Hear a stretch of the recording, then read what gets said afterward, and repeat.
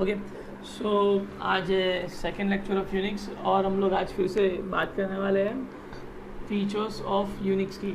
तो कल के एक फीचर ऑफ यूनिक्स में जो हम लोगों ने दो फीचर्स देखे थे, that is first feature was multi user capabilities and second one was multitasking. तो मल्टी यूज़र कैपेबिलिटीज़ में मैंने एक्सप्लेन किया था डम टर्मिनल, टर्मिनल एमुलेशन या इम्यूल टर्मिनल, और डायल इन मेरे से रह गया था। तो let us discuss about the dial in terminal first. So हम लोग बात करें मल्टी यूज़र कैपेबिलिटीज़ के थर्ड पॉइंट की, that is dial in terminal. अब डायल इन टर्मिनल क्या होता है? तो डायल इन टर्मिनल कुछ ऐसा होता है कि यहाँ पे आपके कोई भी डिवाइस वगैरह है, you are having a device, और ये होता है आपका सर्वर। एक डिवाइस है और ये आपका सर्वर है। तो यानी आपका जो होस्ट है, ये जो सर्वर है आपका क्या है? होस्ट, या you can say main frame computer host, जो भी बोलना चाहो वो। तो ये जो होस्ट है और ये जो सर्वर है, आपका जो सर्वर है वो it is at a remote location. Remote location मतलब कि वी डोंट नो कि कहाँ पर है। हो सकता है बाजू में, हो सकता है दूसरी कंट्री में हो, ठीक है। तो वी हो सकता है दूसरे कॉन्टिनेंट पे, we don't know where is your actual host. और ये आपका डिवाइस है, यानी दिस इज़ योर क्लाइंट। हो सकता है कि ये क्लाइंट इंडिया में बैठा हो, this client is in India and this host/server can be in US maybe। तो अभी अगर आपको कोई डेटा चाहिए तो you have to ask to the server। अब यहाँ इस सिचुएशन में जो भी आपका क्लाइंट है, this is your client machine. अब ये जो क्लाइंट है आपका, it is a complete PC, यानी खुद में चल सकता है। So it can B containing keyboard, mouse,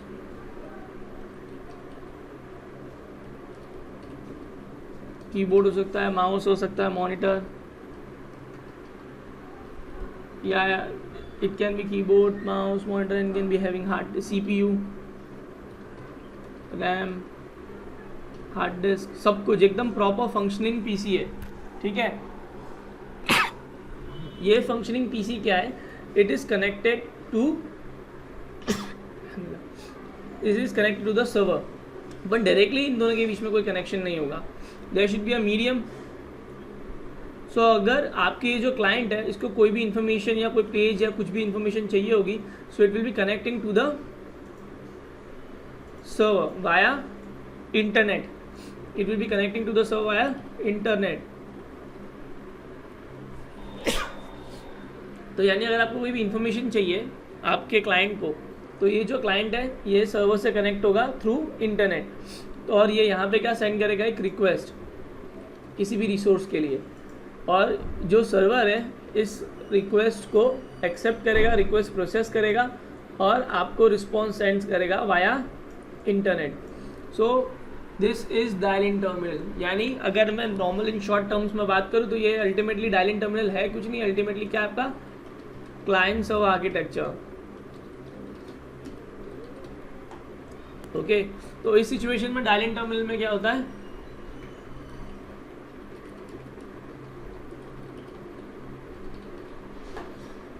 dial in terminal में क्या होता है? आपका जो होस्ट है और क्लाइंट है, they are at remote location, they are unknown locations, are connected through internet.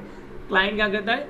Request send करता है थ्रू इंटरनेट, और सर्वर क्या करता है? रिस्पॉन्स देता है उसको थ्रू इंटरनेट, ठीक है। This was your dial in terminal. आप समझ आया होगा। And dial in terminal actually है कुछ नहीं है, सिर्फ क्लाइंट सर्वर आर्किटेक्चर फॉलो करता है।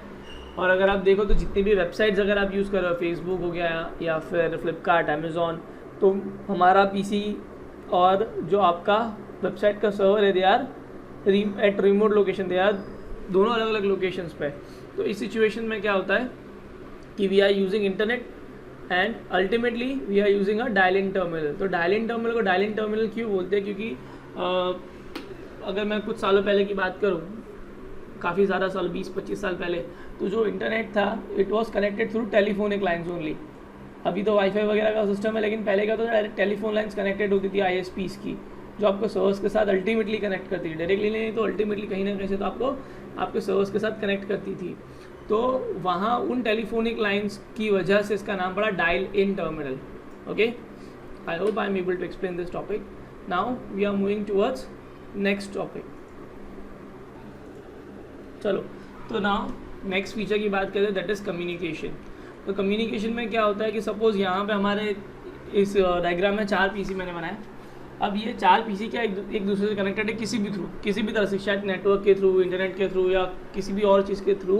ये चारों जो सिस्टम्स हैं या चार जो पीसी है वो क्या कनेक्टेड एक दूसरे के साथ। Okay, actually I think so it is third point, communication is the third point.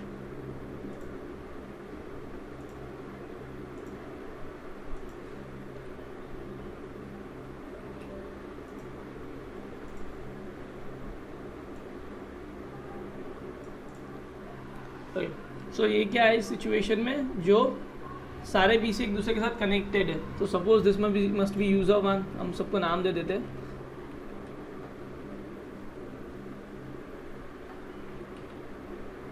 This can be user 2,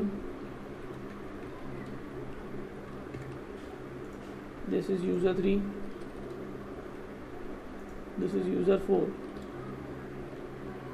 Okay, so there are 4 PCs or 4 users connected to each other in a system using a network, internet, anything.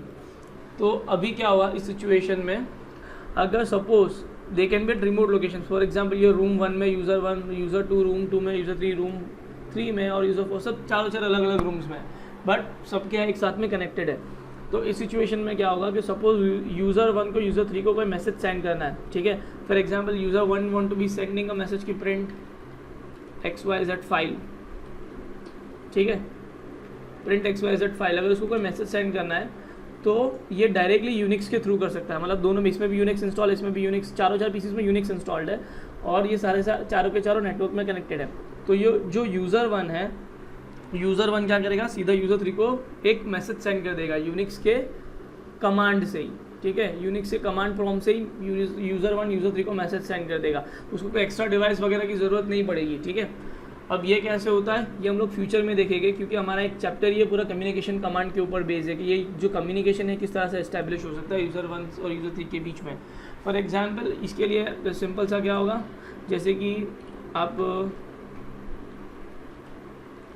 ये Git है, suppose इस तरह से कोई terminal खोलोगे, यहाँ पे mail command है या XYZ कोई भी कमांड है, यूज़र क्या करेगा, उस कमांड को टाइप करेगा। फिलहाल ये कमांड्स चलेगी नहीं, क्योंकि गिट बैशेस में ये कमांड्स डायरेक्टली एक्सेसिबल नहीं है, ठीक है, कमांड नॉट फाउंड कर देगा। तो क्या होगा, यहाँ पे जो भी मेल होगा तो यूज़र क्या करेगा, उस मेल को, यहाँ जो भी इन्फॉर्मेशन होगी वहाँ मेल खुलेगा, उसके अंदर प्रॉपर इन्फॉर्मेशन खुलेगी और वो यूज़र 3 को सेंड कर देगा, ठीक है। इस तरह से अगर उनको चैट करनी है तो चैट की फैसिलिटी भी आपको यूनिक्स प्रोवाइड करता है। इन सारी ये सब चीज़ें किस तरह की होगी, कमांड्स के थ्रू। अगर आपने थोड़ा बहुत आपको नॉलेज होगा डॉस का, MS DOS अगर किसी ने किया होगा तो उसको नॉलेज होगा। यहाँ पे क्या होगा, छोटी छोटी कमांड्स है काम करवाने के लिए। LS यानी लिस्टिंग करेगा, ये लिस्ट कर देगा सारी फाइल्स जो मेरी डायरेक्टरीज में है। CD क्या करेगा, मेरी डायरेक्टरी चेंज करने के लिए यूज़ होगा, या बहुत सारी अलग अलग चीज़ें जो हम लोग धीरे धीरे देखेंगे। तो ये जो कम्युनिकेशन है, ये कम्युनिकेशन भी इन मेल वगैरह टाइप के कमांड्स के थ्रू ही होगा। यानी अगर आप इस यूज़र 1 यूज़र 3 को मैसेज सेंड करना चाहता है तो उसके लिए कुछ कमांड्स होगी जो हम लोग बाद में देखेंगे। इस तरह से अगर यूज़र 4 को यूज़र 2 को मैसेज सेंड करना है तो कोई चैट करनी है इन दोनों को कोई काम के लिए, तो दे can be even using the commands, ठीक है। So this is the communication property of Unix. Now number 4,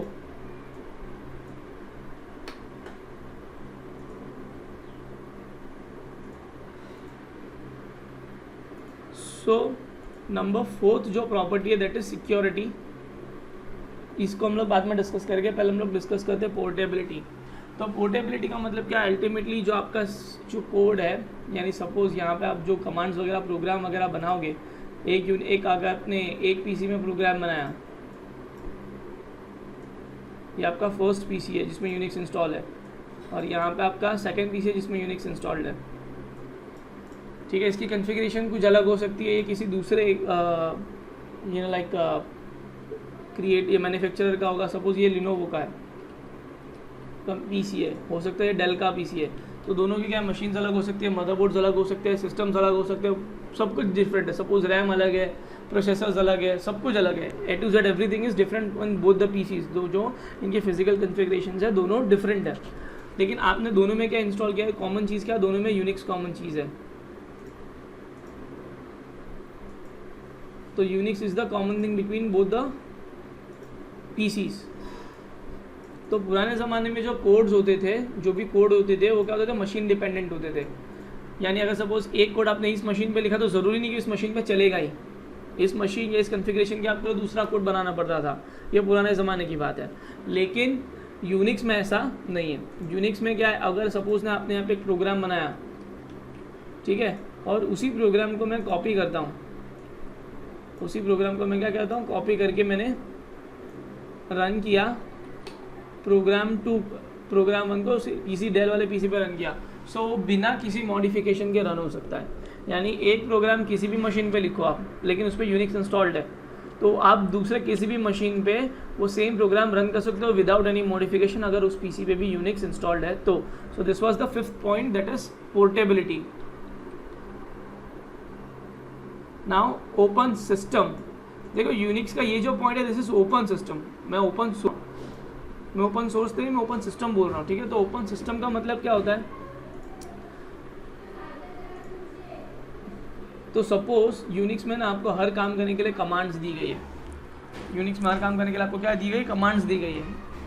तो यानी अगर आपको कोई फाइल देखनी है कि मेरी फाइल कहाँ है, कौन सी फाइल है मैंने जो बनाई है, एक्सेट्रा, कुछ भी अगर आपको करना हो ना भैया, तो अल्टीमेटली आपको क्या करना पड़ेगा, एक उसके लिए कमांड टाइप करनी पड़ेगी। अगर आपको कोई फाइल को कॉपी करना है तो आपको कॉपी कमांड है, फाइल को कॉपी करना है तो cp कमांड है, कट पेस्ट करना है तो mv कमांड है, अगर आपको फाइल्स चेक करनी है कि मेरी डायरेक्टरी में फाइल कितनी है तो ls कमांड है, अगर आपको कुछ प्रिंट करवाना है तो echo कमांड है। तो यानी कुछ भी टास्क आपको, इवन बेसिक टास्क भी परफॉर्म करना है तो उसके लिए भी यूनिक्स में कमांड अवेलेबल है। अब क्या हुआ कि सपोज आपको एक पर्टिकुलर टास्क करवाना है, उसके लिए कोई कमांड अवेलेबल ही नहीं है, XYZ कुछ भी टास्क हो सकता है। फॉर एग्जाम्पल मैं कोई फाइल को कॉपी करूँ और रीनेम कर दूँ, तो उसके लिए शायद हो सकता है कि आपके लिए पास कोई कमांड रेडी नहीं है यूनिक्स के ओरिजिनल वर्जन में। तो आप क्या कर सकते हो, you can create your own command, या you can create your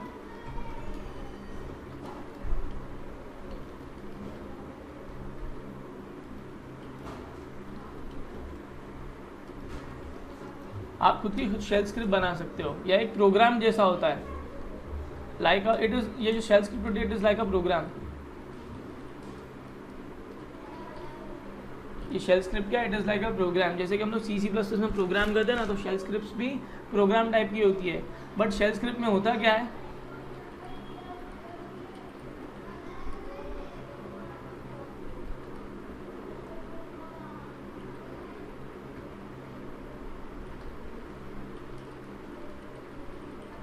shell script क्या होती है, प्रोग्राम जैसी दिखती है, लेकिन इसमें क्या होता है, एक से ज़्यादा कमांड या सेट ऑफ कमांड्स होती है, ठीक है। यानी अगर आप, मैंने अभी जो बताया आपको ls, mv, cp, अगर आपको एक बहुत बड़ा लंबा चौड़ा टास्क करना है कि मुझे ये सारी फाइल्स कॉपी करके यहाँ पेस्ट करनी है, उन सबके नाम में चेंजेस भी करने हैं, तो ये डिफरेंट फीचर है, इसके लिए तो कोई कमांड अवेलेबल है नहीं। तो आप क्या कर सकते हो, इनका खुद का कोई प्रोग्राम बना सकते हो। प्रोग्राम्स को जनरली इसमें शेल स्क्रिप्ट बोलते हैं। तो शेल स्क्रिप्ट और प्रोग्राम में बेसिक डिफरेंस ये होता है कि प्रोग्राम्स में इंस्ट्रक्शंस होती है, जबकि शेल स्क्रिप्ट में क्या होती है, कमांड्स होती है।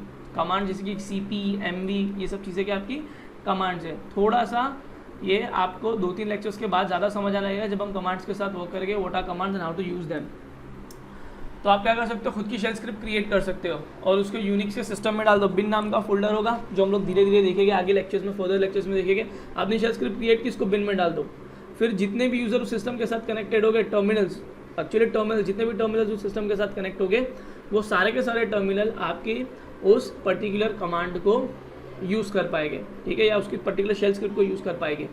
यानी आप एक बार लिखो, उसको बिन में डाल दो और उसको जितनी बार चाहे उतनी बार, जितने लोग चाहे उतने लोग यूज़ कर सकते हैं। सो ये क्या, ओपन सिस्टम। ये क्या है, ओपन सिस्टम। यानी अगर आपको कोई चीज़ नहीं जमती या आपको कोई नई चीज़ चाहिए तो आप खुद उसको बना सकते हो।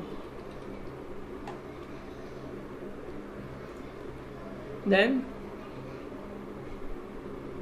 Next point, system calls in library.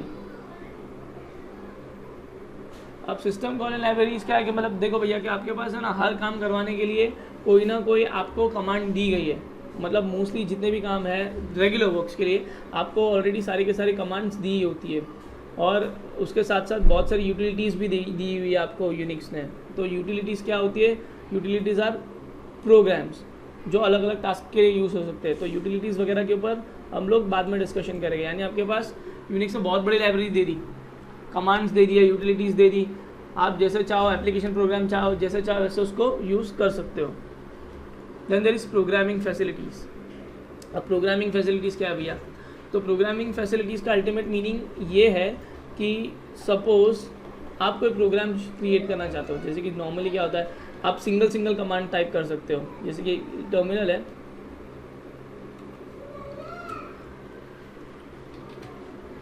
तो यहाँ पे आप इको हेलो, सो ये क्या हो गया, आपकी एक सिंपल सी कमांड है। मैं बोलता हूँ let us see L S मतलब सारी की सारी फाइल इस डायरेक्टरी में, इस फोल्डर में कितनी फाइल हो सारे का नाम आ जाएगा, ठीक है। तो इस फोल्डर में इतनी सारी फाइल्स है, clear, is it again a command. तो आप एक टाइम पे इस डेस्कटॉप इस लाइक टर्मिनल पे एक कमांड टाइप कर सकते हो, लेकिन मुझे एक पूरा सेट ऑफ इंस्ट्रक्शंस चाहिए, यानी मुझे एक शेल स्क्रिप्ट लिखनी है, एक प्रोग्राम टाइप का एक शेल स्क्रिप्ट पूरी लिखनी है, तो मैं क्या एक वी आई एडिटर यूज़ कर सकता हूँ, ठीक है।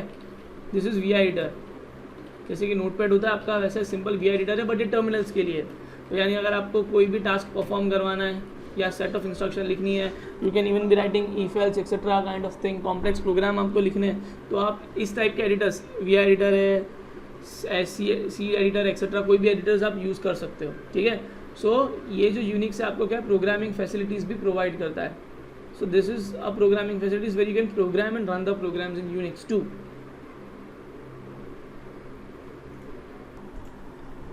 Now the next feature is networking। Networking मतलब क्या कि आप एक से ज़्यादा पीसीज को एक नेटवर्क में कनेक्ट कर सकते हो। नेटवर्किंग का मतलब क्या है, आप एक से ज़्यादा पीसीज को एक नेटवर्क में कनेक्ट कर सकते हो। जैसे कि फॉर एग्जांपल आपका एक नॉर्मल पीसी है, इस पीसी को आपको इस दूसरे पीसी के साथ कनेक्ट करना है, so you can be connecting this two PCs using any network, या हो सकता है इंटरनेट हो या खुद का आप लैन क्रिएट करो, ठीक है। You can create your own LAN, it can be internet, it can be a LAN, it can be a वैन, it can be a MAN, you can transfer file using a network, या जो भी networking facilities जो आज modern times में available है, ये सारी की सारी ऑलमोस्ट सारी, सभी तो नहीं पर ऑलमोस्ट मेजर जितनी भी फैसिलिटीज़ थी वो उस टाइम पे यूनिक्स में अवेलेबल थी। अभी मेरे को एक चीज़ बताना कि what is the difference between LAN, वैन एंड मैन, इसके ऊपर थोड़ा स्टडी करो, what is the real difference between LAN, वैन and MAN, okay. So these are very simple features, so that is why I am not going into very deep. अब दूसरा है windowing system. Windowing system मतलब क्या कि इसके अंदर आपको GUI प्रोवाइड किया जाता है। पहले जो it is one of the earliest OS जिसके अंदर आपको GUI प्रोवाइड किया गया। पहले इसके पहले जितने भी पीसीज दिखते थे, सॉरी वो ऑपरेटिंग सिस्टम आते थे, वो कमांड प्रॉम्प्ट जैसे दिखते थे। This was like how the earlier systems look like, ऐसे कुछ दिखते थे आपके अर्लियर सिस्टम्स। मतलब ये आपका OS है, या आपकी विंडो या आपकी स्क्रीन है, इसके ऊपर ही आपको काम करना है, जो भी काम परफॉर्म कर रहा है आप इस ब्लैक स्क्रीन पर काम परफॉर्म करते थे। फिर धीरे धीरे क्या हुआ, GUI आने लगी, यानी भाई ये जो आप कर्सर मूव करते हो, डबल क्लिक करना, कॉपी, कंट्रोल-C कंट्रोल-V कॉपी पेस्ट करना, ये जो विंडोइंग, ये आप एक विंडो है, ये दूसरी विंडो है, ठीक है, मल्टीपल विंडोज़ खोल सकते हो। तो ये सारी चीज़ें क्या है, विंडोइंग सिस्टम है, यानी GUI आपका आ गया। आपको जो सिर्फ ब्लैक स्क्रीन थी उसकी जगह आपको नाउ ये आइकॉन्स दिखने लगे, इमेजेस दिखने लगे, which was now more easy to understand even by normal user, not a programmer. Normal user भी उसके बाद कंप्यूटर को यूज़ करने लगे, ठीक है। So Unix was one of the earliest operating system to adept GUI, ठीक है। पहले स्टार्टिंग में थोड़ा वीक था उसका GUI, बट धीरे धीरे it become very good one. अभी आप एक छोटी सी चीज़ की यूनिक्स अभी आप यूज़ नहीं करते जनरली, यूनिक्स बहुत ज़्यादा पुराना हो गया है। तो यूनिक्स के बाद यूनिक्स इज़ लाइक विंडोज़ 98 आया, फिर विंडोज़ 2000 आया, फिर धीरे धीरे विंडो XP आया, विस्टा आया, फिर उसके बाद विंडोज़ 7, विंडोज़ 8, विंडोज़ 10। तो इस तरह से जो यूनिक्स है it was very earlier version of Unix franchise. जैसे कि विंडोज़ की अगर आप बात करो तो विंडोज़ है, विंडोज़ 7, विंडोज़ 8 वाली जो फ्रेंचाइज थी, उसी तरह से यूनिक्स की फ्रेंचाइज में Unix was one of the earliest operating system. फिर उसके बाद लाइनक्स आया, लाइनक्स के बाद अभी बहुत सारे फ्लेवर्स आए, फिर उसके बाद अभी Ubuntu is one of the most popular predecessor of Unix. Ubuntu अभी सबसे ज़्यादा यूज़ होता है इंडस्ट्री में at a corporate level, Ubuntu, okay. Ubuntu का कौन सा वर्जन चल रहा है वो भी एक बार बता सकते हो मुझे। Now we are going to see the fourth point which we skipped, that is security in detail. So let's resume कि अभी सिक्योरिटी लेवल में क्या होता है. सिक्योरिटी में कि यूनिक्स में किसी भी फाइल को 3 तरह की सिक्योरिटी प्रोवाइड करी जाती है यूनिक्स की तरफ से. एक सिस्टम लेवल सिक्योरिटी, एक डायरेक्टरी लेवल सिक्योरिटी और एक फाइल लेवल सिक्योरिटी. ओके, इस मॉडल 3 टाइप की सिक्योरिटीज़ होती है. तो जब फर्स्ट सिस्टम लेवल सिक्योरिटी, तो वो बहुत सिंपल है कि भाई अगर आप लॉगिन कर रहे हो तो सबसे, जैसे अगर आपको सिस्टम यूज़ करना है तो सिस्टम यूज़ करने के लिए आपको सबसे पहले क्या है, यूज़र नेम पासवर्ड होना चाहिए आपके पास. अगर आपके पास यूज़र नेम पासवर्ड ही नहीं है तो आप सिस्टम में लॉगिन ही नहीं कर पाओगे, और लॉगिन नहीं करोगे तो आप कोई भी फाइल पूरे सिस्टम में या पूरे कंप्यूटर में एक्सेस नहीं कर पाओगे. तो फर्स्ट लेवल ऑफ सिक्योरिटी जो यूनिक्स प्रोवाइड करता है वो सिस्टम लेवल सिक्योरिटी है. ठीक है, यानी लॉगिन पासवर्ड बिना आप एक्सेस नहीं कर पाओगे.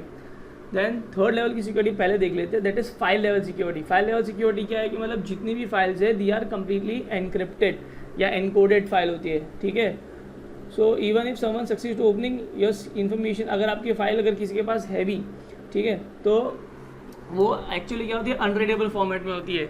अनरीडेबल फॉर्मेट में मतलब फॉर एग्जांपल कि अगर आपका मैसेज ABC है तो वो शायद कन्वर्ट होके 5XC हो जाएगा. ठीक है, ये unreadable form, non readable format हो जाएगा, यानी आपको इसका लगेगा इसका कोई मीनिंग एक्चुअल में नहीं है.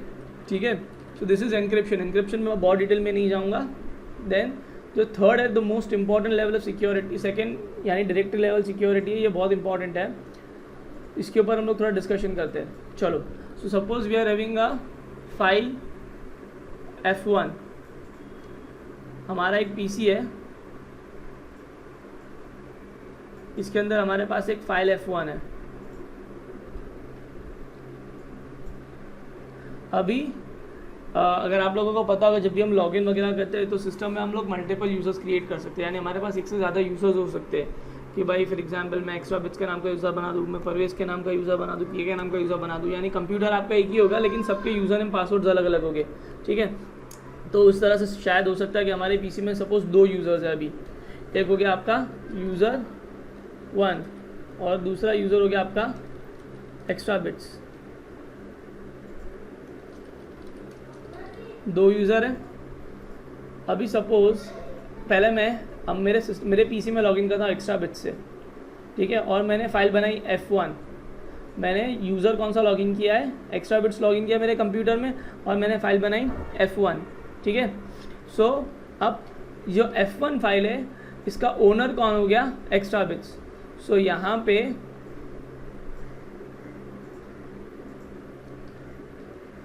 Owner of F1 is extra bits.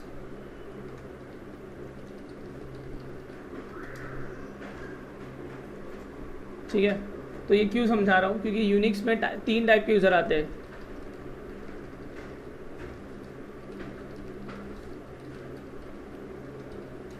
Unix में 3 टाइप के यूज़र हो सकते हैं. पहले सबसे पहला आएगा आपका ओनर, फिर दूसरा हो सकता है आपका यूज़र, और तीसरा होगा ग्रुप. 3 टाइप के टोटल यूज़र आपके यूनिक्स में या यूनिक्स के सिस्टम में हो सकते हैं related to a single file. तो इस फाइल का अभी अगर फाइल एक्स्ट्रा बिट्स ने क्रिएट की है तो बाय डिफ़ॉल्ट एक्स्ट्रा फाइल का ओनर कौन हो गया, extra bits becomes the owner of this file. अभी एक्स्ट्रा बिट से मैंने क्या किया, लॉग आउट कर दिया. मैंने क्या किया, एक्स्ट्रा बिट से लॉग आउट करके अभी कल आके सपोज मैं यूज़र 1 से लॉगिन कर रहा हूँ, और यूज़र 1 जब इस फाइल को एक्सेस करेगा तो user 1 is the not the owner of file. जब यूज़र 1 इसको ओनर कर रहा है, एक्सेस कर रहा है, तो यूज़र 1 क्या है, फाइल F1 का ओनर नहीं है, क्योंकि एक्स्ट्रा बिट्स से फाइल क्रिएट की तो extra bits becomes the owner. तो यूज़र 1 जो होगा वो किस कैटेगरी में आएगा, यूज़र की कैटेगरी में आएगा. यानी he can access file but he is not the owner of the file. ठीक है, अगर आपने फाइल क्रिएट की है, एक्स्ट्रा बिट्स ने जैसे फाइल क्रिएट किया तो extra bits is the owner of the file. फिर मैं लॉग आउट कर देता हूँ, फिर यूज़र 1 से जब लॉग इन करके F1 को एक्सेस करूँगा, so I become a user of that file. I become a user of that file.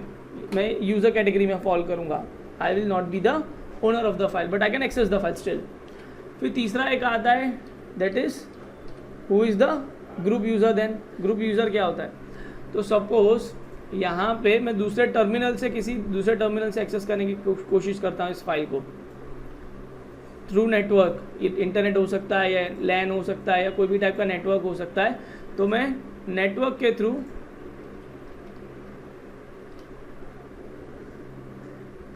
इस फाइल को एक्सेस करने की ट्राई कर सकता हूँ। मेरा एक पीसी नेटवर्क के थ्रू इस फाइल को एक्सेस कर रहा हूँ मैं।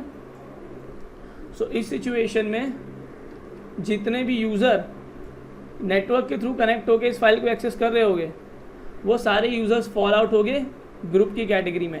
ओके, तो फिर से एक बार क्विक रिकैप कर लेते हैं। तो ओनर ऑफ द फाइल कौन होगा? जो फाइल क्रिएट करेगा। यूज़र वो जो उसी पीसी पे लॉगिन करेगा। देखो, यूज़र भी उसी पीसी पे लॉगिन करेगा, जिस यूज़र 1 भी उसी पीसी पे लॉगिन करेगा जिस पे एक्स्ट्रा बिट्स ने लॉगिन किया था, लेकिन वो डायरेक्टली फाइल को एक्सेस कर रहा है बिना किसी नेटवर्क के, क्योंकि वो उसी कंप्यूटर में है, फाइल भी और यूज़र भी। तो वो क्या हो गया? यूज़र। वो किस कैटेगरी में फॉलो होगा? यूज़र को कैटेगरी में फॉलो होगा। और तीसरा क्या है? Group user. तो ग्रुप यूज़र क्या होगा कि भैया जो आपकी जो फाइल है उसको नेटवर्क के थ्रू एक्सेस करेगा वो आपका कौन सी कैटेगरी में फॉल करेगा? ग्रुप यूज़र की कैटेगरी में फॉल करेगा। ठीक है। अब हर यूज़र को 3 टाइप की परमिशन मिली हुई होती है, या हो सकते हैं 3 टाइप की परमिशन किसी भी यूज़र के पास, रीड, राइट और एग्जीक्यूट। ठीक है, हर यूज़र के पास 3 टाइप की परमिशन हो सकती है, रीड, राइट एंड एग्जीक्यूट। तो जो आपका ओनर है उसके पास भी RWX हो सकती है, रीड, राइट, एग्जीक्यूट हो सकती है। आपका जो यूज़र है, ग्रुप यूज़र, उसके पास भी रीड, राइट और एग्जीक्यूट की परमिशन हो सकती है। और जो आपका ग्रुप है उसके पास भी 3 टाइप की परमिशन हो सकती है, RWX। ठीक है, तो तीनों 3 टाइप के यूजर्स के लिए परमिशन कैसे हो सकती है? अलग अलग हो सकती है। फॉर एग्जांपल, रीड परमिशन का यानी फाइल के अंदर का डेटा आप रीड कर सकते हो, राइट के अंदर मतलब आप फाइल को मॉडिफाई कर सकते हो, और एग्जीक्यूट का मतलब कि अगर वो प्रोग्राम फाइल है तो आप उस प्रोग्राम को भी रन कर सकते हो। ठीक है, तो हर यूज़र के पास यूनिक्स में 3 परमिशन होगी। फॉर एग्जाम्पल, एक्स्ट्रा बिट्स अगर लॉग इन कर रहा है और फाइल 1 को एक्सेस करेगा, तो सपोज मैं उसको रीड और राइट की परमिशन देता हूँ, एग्जीक्यूट की परमिशन नहीं देता, तो ओनर के पास फिलहाल परमिशन क्या है? रीड और राइट। और अगर यूज़र है तो उसको सिर्फ हम लोग एग्जीक्यूट की परमिशन दे रहे हैं अभी फ़िलहाल। इंडिविजुअली आप हर यूज़र को परमिशन असाइन कर सकते हो। तो यहाँ पे इस सिचुएशन में मैंने यूज़र को परमिशन कौन सी दी थी? सिर्फ और सिर्फ एग्जीक्यूट करने के लिए। यानी यूज़र इस फाइल को ना रीड कर पाएगा ना राइट कर पाएगा, यूज़र सिर्फ इसको एग्जीक्यूट ही कर पाएगा। और ग्रुप को मैं सिर्फ रीड की परमिशन दे रहा हूँ, तो इट इज़ पॉसिबल। या सकता है कि मैं ग्रुप को रीड, राइट और एग्जीक्यूट तीनों दिन परमिशन दे दूँ, डिपेंड्स कि आपको देनी है या नहीं। यानी तीनों टोटल कितनी परमिशंस हो गई? 9 परमिशंस हो गई। 3 परमिशन है यूज़र के लिए, 3 परमिशन ओनर के लिए और 3 परमिशन ग्रुप के लिए। तो you can set this permission level individually for every kind of user. ठीक है, ओनर के लिए रीड, राइट, एग्जीक्यूट की परमिशन है, यानी ओनर सब कुछ कर सकता है फाइल के साथ। यूज़र को शायद एग्जीक्यूट की परमिशन दी अगर, तो यूज़र सारी उस फाइल को एग्जीक्यूट कर पाएगा। और अगर मैंने ग्रुप को सिर्फ राइट की परमिशन दी तो ग्रुप सिर्फ राइट ही कर पाएगा। आप चाहो तो तीनों 3 परमिशन दे सकते हो, डिपेंडिंग ऑन द सिचुएशन। तो टोटल 9 परमिशन एक फाइल से एसोसिएटेड है, ओनर के लिए 3, यूज़र के लिए 3 और ग्रुप के लिए 3। तो we are having 3 permission for each user, that is total 9 permission. So अगर फॉर एग्जाम्पल यूज़र है यहाँ पे और यूज़र को मैंने सिर्फ और सिर्फ परमिशन दी है रीड की, मैंने सिर्फ किसकी परमिशन दी है? रीड की, तो यूज़र इस फाइल को मॉडिफाई नहीं कर सकता, यानी यूज़र इस फाइल को राइट नहीं कर पाएगा। So that is 3rd level of security, यानी जिस टाइप के यूज़र को जो परमिशन मिली है वो सिर्फ उतने ही काम एग्जीक्यूट कर पाएगा, उससे ज़्यादा काम उस पर्टिकुलर फाइल पे एग्जीक्यूट कर पाएगा नहीं। So these are the permission level of Unix. The first one is system level, user name password होना चाहिए। Then there is directory level, कि डायरेक्टरी लेवल पर हर टाइप के यूज़र को अलग अलग परमिशन दी गई है, जिस यूज़र को जो परमिशन दी गई है वो सिर्फ उतना ही टास्क परफॉर्म कर पाएगा आपकी फाइल पे। और तीसरा है file level security. File level security मतलब बेसिकली सारी की सारी फाइल कैसी? एनकोडेड फॉर्मेट में, यानी इनक्रिप्टेड है। अगर किसी ने फाइल एक्सेस कर भी ली तो वो उस फाइल का डेटा रीड नहीं कर पाएगा, और रीड करेगा भी तो भी उसको कुछ इररिलेवेंट डेटा ही मिलेगा। ठीक है, तो आज के लिए इतना ही। अब कल से हम लोग इसका प्रोग्रामिंग स्टार्ट करेंगे। इसकी थियरी बहुत सारी है, तो मैं थियरी बाद में कवर अप करने की ट्राई करूँगा, क्योंकि थियरी अगर आपको प्रोग्राम्स आते होंगे या आपको कमांड्स आते होंगे तो थियरी समझने में इजी होगी। इसीलिए मैं पहले प्रोग्राम स्टार्ट करूँगा, बाद में थियरी स्टार्ट करूँगा। तो प्रोग्राम्स वगैरह के लिए आप पहले गिट बैश डाउनलोड कर लेना, इसका लिंक मैं व्हाट्सएप के थ्रू सेंड कर दूँगा। ठीक है, या फिर मैं डिस्क्रिप्शन में इसका लिंक डाल दूँगा, ये डाउनलोड करके इंस्टॉल करके रखना। Then will be looking at the practical of Unix tomorrow.